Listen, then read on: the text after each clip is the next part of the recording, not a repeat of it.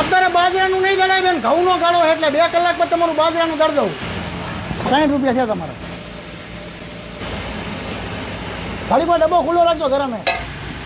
બેન અમુક અહીંયા દાણા વેરાઈ જાય, અમુક ઉડી જાય, અમુક બરી જાય. આમાં તમે 14 કિલો આપ્યો કે 14 કિલોનો 14 કિલો લોટ નો આવે. હવે તો મારે બેન મારી નજર સામે જ દરાવું છે. હા તો વાંધો નહીં, બેજો. મારે શું, અમે કઈ કાઢી નથી લેતા અહીંયા.